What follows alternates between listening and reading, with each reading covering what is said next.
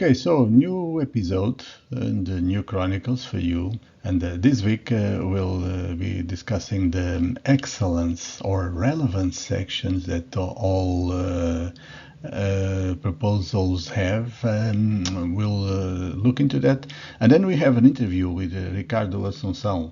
He works with the Egas Moniz School of Health and Science, and I think you'll enjoy his discussion about the One Health slogan and principle that they use. You won't waste your time. It's very, very interesting. And we closed with an analysis of an open call. This is an exception. This is a call that's not for consortia. It's for individual applications, for grants for media actions. So if you're in the media space, and be aware, media space is nowadays a different concept, wider concept. If you are in that space, be aware of this and, try your best proposal. See you next week. Hope you enjoy it. Bye. Do you know that every year countless EU funding applications are rejected?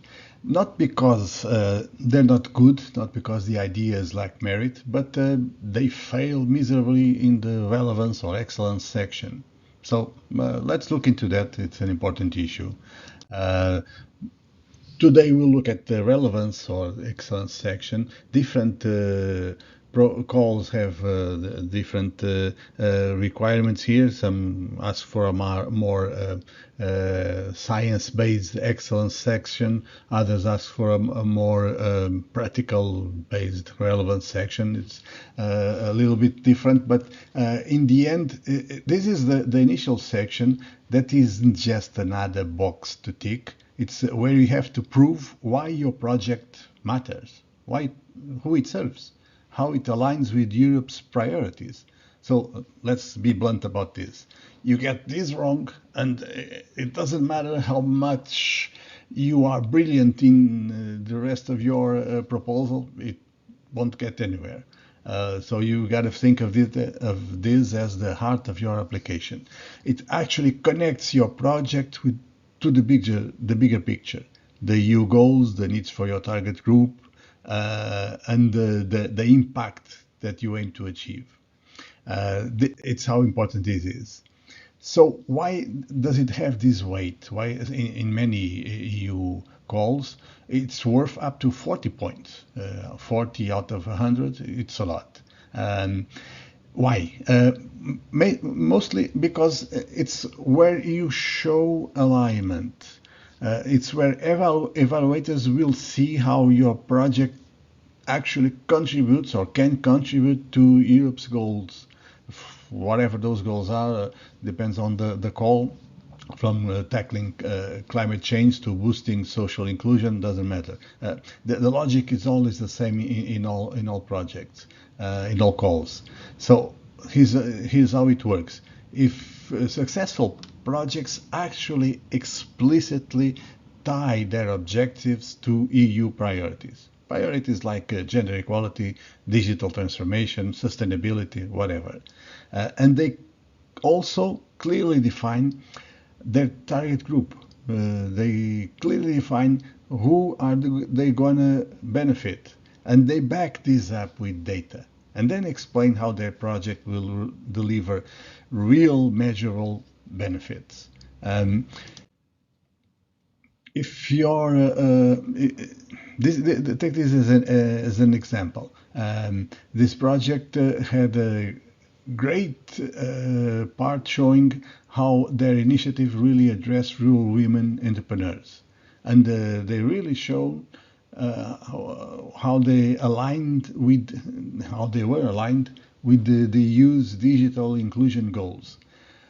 And in the end, they got 2 million in funding. Why? Because they avoided these mistakes. They didn't have vague objectives. They were very clear.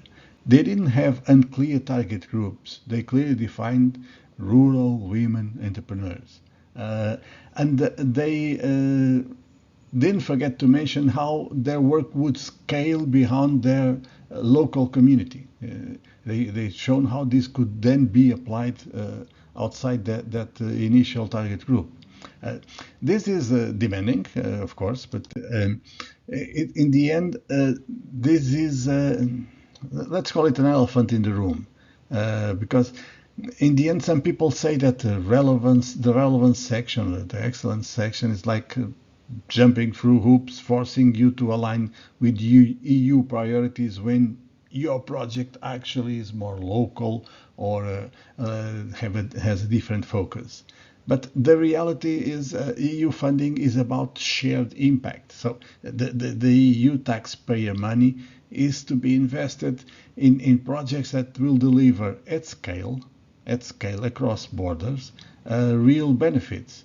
If your project can't fit into the big picture, then maybe it shouldn't be supported by Europe, by EU funding. So in the end, this should be more than a bureaucracy. The idea of shared impact should be more than bureaucracy, should be actually part of the strategy. And that's where some people will argue with me. It's mostly bureaucracy and it doesn't work that well. And I would love to hear your thoughts about this. But let me just finish by saying that the bottom line of this is you have to think like an EU policymaker and understand what were the objectives and why. And then you have to write like a storyteller, because you do have to convince. It's not enough to have complete alignment with the EU objectives. You have to convince the evaluator that you are aligned with those objectives. And the best way to do that is actually through storytelling. That's the way to connect the dots between your project and and Europe's priorities. So in the end, we should start with a clear problem and back that problem with data. Prove that it exists it exists outside of our head. Okay, and then show how our project aligns with EU priorities, or whatever they are. It depends on the call. And then define the target groups and explain how the project will benefit them. And then the other sections should develop this idea, particularly the application, the implementation section. But we'll have time to talk about that another day. This is my idea for today. Please let me know your thoughts about this in whatever way you want. Comments, shares, whatever platform you're using. Okay, see you next week. Hey, welcome back to InnovEU, the EU project chronicles. Thank you for being with us. So this week we have with us Ricardo Assunção. He's with the Egas Moniz School of Health and Science, or Science and Health. I may be confusing, sorry about that. No, Egas Moniz School of Health and Science. Health and Science. Okay, thank you. Thank you for your time. Thank you for being here. Would you tell us a little bit about this institution? You're based in Portugal, right? Exactly. And first of all, thank you, Fernando, for this invitation.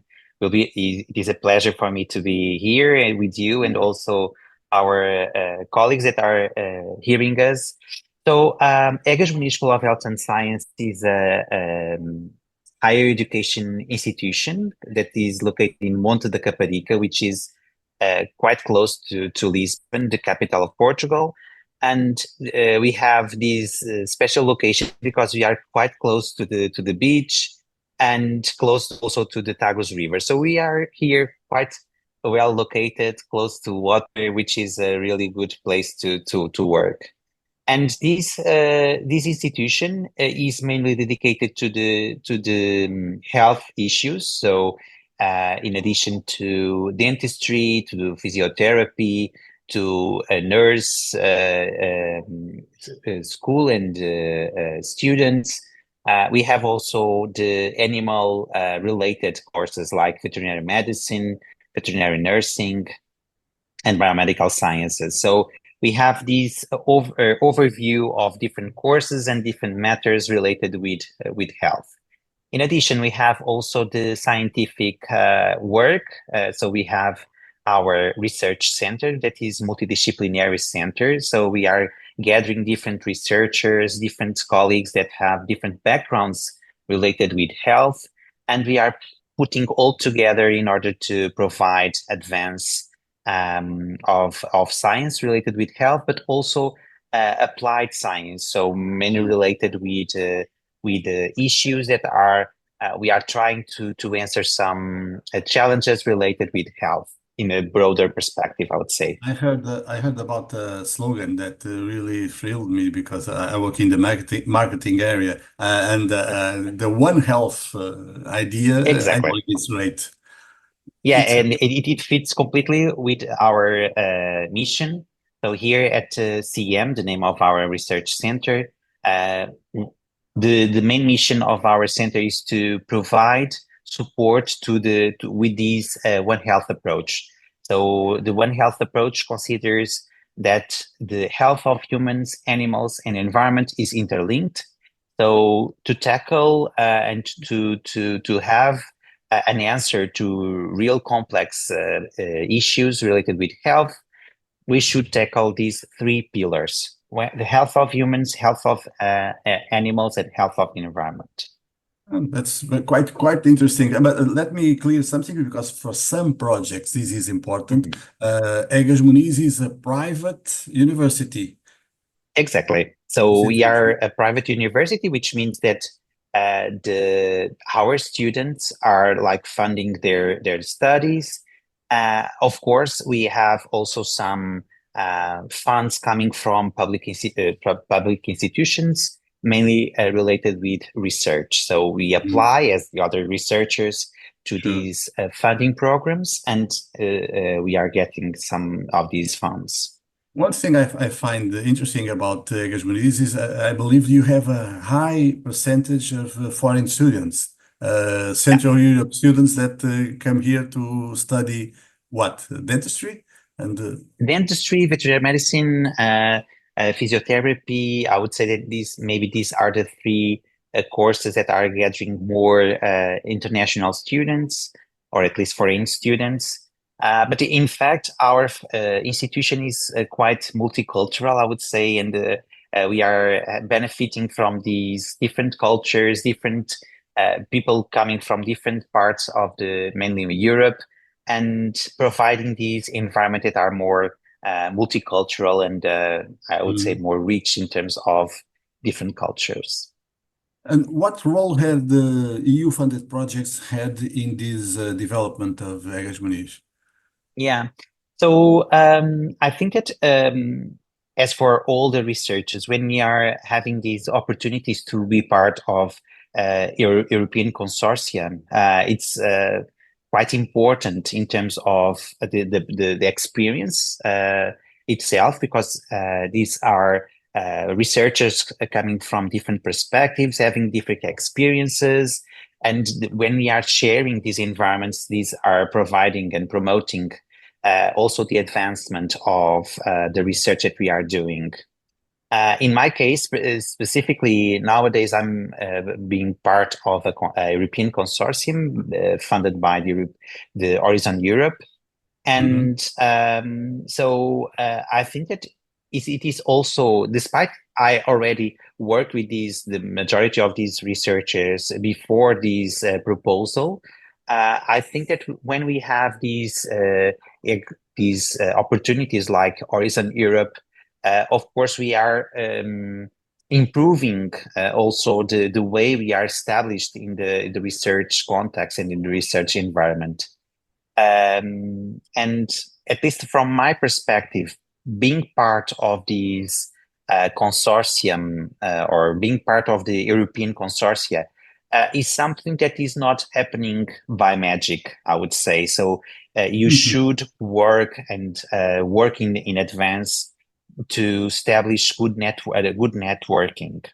And this is at least what was my previous experience. So I was, as I said, I was working with some researchers, European researchers in different perspectives, for example, in cost action initiative. And then we established this relationship. So we were able to work together to have common interests, and we were confident about the work that we were doing. So when we started to think about the proposal, it was easier because we we had already experience in working together. So we were not like start discussing, but we were in fact working in the proposal. So I if I guess have some, yeah, go on. No, I was saying, I guess when you know the partners that well, it's easier to know what to put in the exactly. proposal. Who will do what? Yeah. It will become easier, no? Yeah, exactly. So of course, I'm not saying that it's impossible to establish a good proposal and a proposal that would be funded if you are starting from the zero. What I'm saying is that if you have already a group of persons that you are used to work, this facilitates the process, and this is what was my experience. I had also, so this is my first experience being part of a Horizon Europe consortium, but before I was participating in the other European projects. In fact, I coordinated one European project funded by a different institution, but I had the same experience. So the consortia was created with the researchers that we already know each other, and these facilitated a lot the process. I was gonna make you a question in that sense, ask you about your experience in Egas Moniz. How long have you been there, and your experience with the EU-funded projects as well? Will you tell us a little bit about you? Yeah. So I'm a veterinarian by background, and then I started. So as far as I got my degree, I started working in the public health sector. So mainly related with the human diseases and human health, but something related also with the veterinary sciences. So food safety, basically. So I was working in a topic that is the foods that could be a vehicle of diseases for humans, the animal foods or animal-based foods, I would say. And I started working in that field, and then I moved a little bit to the risk assessment and the food toxicology. And because I was mainly focusing on the human diseases and human diseases caused by foods, I was getting more and more closely to what is the human diseases, and I was more close to also to the One Health context, as we discussed in the beginning. So this interlink or this relationship between human, animal, and environmental diseases. And then I had the opportunity to work with different researchers and in different projects until the moment that I had the opportunity to be part of the management board of that cost action, which was called Burden EU. That was a call or a cost action dedicated to the burden of disease. So the burden associated to different diseases. I was part of the management board. And then we decided to apply to this Horizon Europe, which is called Best Cost, and again is related with the burden of disease. But it is mainly cluster 2. Is that a cluster 2 project? I'm not sure because it is related with air pollution, so I'm not sure if it is a cluster 2, but probably yes. Yeah, I don't know by heart. Well, okay, we'll check. So, what about the future? What would you like to be doing in the near future? What kind of projects? It's a good question. Nowadays, because as I said, I started my research career in the area of food safety. nowadays one of my research areas is the sustainability of food systems. So nowadays we are realizing that the food systems are pressuring a lot the environment. So we should have some strategies to transform the way we are producing and consuming foods. And so this is where I'm nowadays putting some efforts in terms of research. I have some PhD students and some projects developing. Some of them are related, for example, with alternative protein sources. So we should find some alternatives to the animal-based foods like meat and dairy products. And for example, I'm working in a big project that is called Insectera, and it is dealing with the insects. So not directly with the consumption of insects by humans, but using insects as a tool to provide, for example, to reduce the food waste, for example, and then using also the outputs or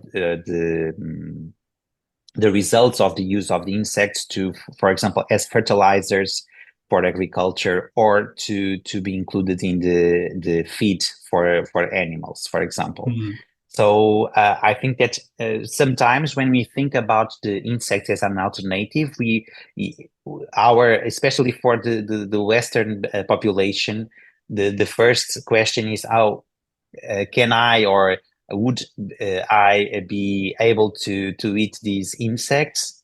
But there are other options, as I said, as a fertilizers, or also included as a part of the formulation of the food for the animals, the feed. So this is what I'm planning for the coming years, to be more in deep in these sustainability of food systems, not only in trying to find different options, but also to provide and support the decision by the consumers. Because what I'm feeling nowadays is that there are different options, different information, but in fact, we should support the consumers to have their best decision in terms of their choices. And this is another area of research. Well, in that area, you are in trouble, because you will be fighting the marketing of the food industry. I'm kidding. Exactly. Because I work in the marketing area, I know how much propaganda, let's call it this way, how much propaganda is sold to the consumers about the things they eat, which in the end will not be exactly as mentioned, but okay. But nevertheless, I want to say something. I really love that concept of One Health. You're dealing with the health of the environment, because that's important for the health of humans and animals. I think that's a great concept you got there. Yeah. So the One Health, and so I can give you some examples where the One Health are being or should be taken into account. For example, with COVID, the pandemic that we were living. So it is a problem of One Health. So despite we don't know exactly how it starts, we know that probably it was involved animals in the process. And then, so it is a zoonotic disease. So it is a disease that is spread between humans and animals. And this is a problem that is it could be seen in this perspective of One Health.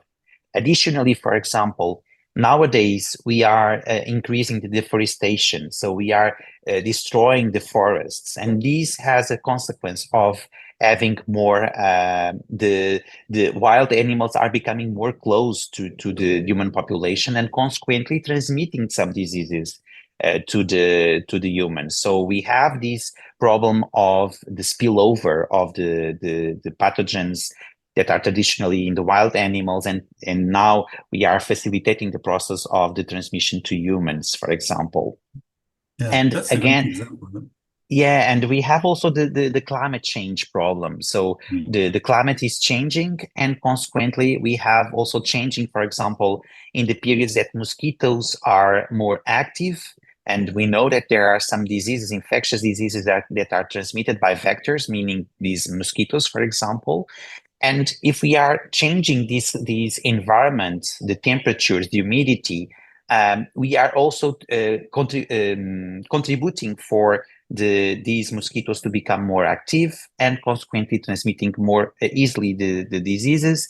And of course, we have consequences to humans and animals. So three examples that the One Health concept is part of our days. Yeah, I see your point, and as I understand that One Health concept leaves Egas Moniz open to collaborations in actually many different areas because it really includes most of science, I would say. But that I want to close with one further question. What would be your advice to newcomers, to researchers or institutions that have no experience in EU-funded projects but would benefit from joining them? Yeah, so just as I said, I think that at least in building in my previous experience, networking is the key. So we should start working in advance, establishing some connections, some working with some colleagues from different institutions. We know we don't know everything, so we will be stronger if we will go together. And of course, sometimes we don't have this expertise in a specific technique or in a specific methodology. And with these collaboration processes, these will facilitate and improve the conditions that a consortium could provide to answer a specific question.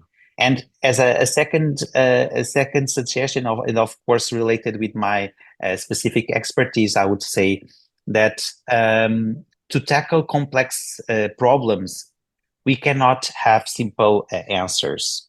And saying this, what I would like to say is that as far as possible, and specifically in the health context, the One Health approach should be the approach that we should consider from the beginning. So I'm not saying that we should consider the three pillars at the same time, all the time, but at least when we are tackling and start thinking about a specific research question, we should approach it as far as possible with this holistic approach. So considering that if it is a complex problem, for sure, a simple solution, it's difficult to have a simple solution. So we should have this holistic approach to try to answer that complex question. Well, that can apply to health and to politics as well. So it has a lot of application. That's very good. Okay. Would you like to leave some final message, some final words?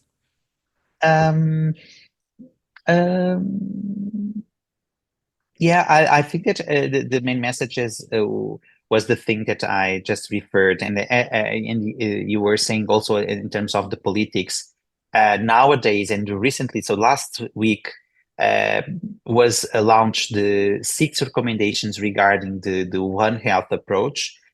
So these are like top-down and bottom-up recommendations in order to tackle the problems that we are facing, the societal problems that we are facing nowadays. And one of it is to understand better what is One Health, what is the concept of One Health, but the other one is the education about it and also the establishment of a governance perspective. So all of these are recommendations to facilitate and to help, in fact, how we could tackle the biggest problems that we are facing nowadays. So as a final message, I would recommend, for example, the reading of these recommendations regarding the One Health perspective. Where can people find it? If you agree, Fernando, I can share the link and we could make it available. Yeah, Great, exactly. great. Okay, so thank you very much for taking this time to talk with us. Thank you, Fernand, Thank for you the for this opportunity. interview. And we are neighbors. So I hope I'll see you. I'm on the other side of the river, so I hope I'll see you around. Thank you very much. Bye Thank bye. you so much, Fernand. Are you ready to make a difference in how European citizens engage with democracy? The EP.com SUBV 2025 Media Call is your chance to create impactful media projects that inform, educate, and inspire. With a total budget of 5 million euros, this initiative is about strengthening public awareness of the European Parliament's work and fostering resilience against disinformation. This call supports innovative media actions that deliver reliable and pluralistic information about the European Parliament's role and decisions, emphasizing their relevance to citizens' daily lives, and combat disinformation with fact-checking and media literacy campaigns. Eligible applicants include news agencies, TV and radio stations, digital media, and written press established in an EU member state. Applicants must be legal entities with at least 2 years of experience in media and communication and operate independently, free from political affiliations. This is a mono-beneficiary call, meaning only single organizations, not consortia, can apply. Supported activities include TV shows, radio programs, articles, and blogs explaining the Parliament's legislative work, multimedia content like social media campaigns, interactive visuals, and fact-checking projects. Actions must run for at least 6 months between September 2025 and March 2027. Each project can receive €30,000 to €150,000, covering up to 60% of eligible costs. Mark these dates. Call opens November 14th, 2024. Submission deadline January 15th, 2025, 1700 hours Central European Time. Results will be announced in June 2025, with projects starting in September 2025. By participating, your project will enhance citizen engagement with EU democracy, strengthen societal resilience to disinformation, and reach broader audiences with innovative multi-platform strategies. Ready to make an impact? Visit the Funding and Tenders portal to learn more and apply. Let's shape a more informed and resilient Europe together. InnovEU, the EU Project Chronicles, is a weekly video podcast. Please subscribe to Polygzoc's newsletter to receive every podcast episode. And if you like receiving it, please press like in whatever platform you are watching or listening. Also, please share InnovEU and Polygzoc with anyone you feel will enjoy it.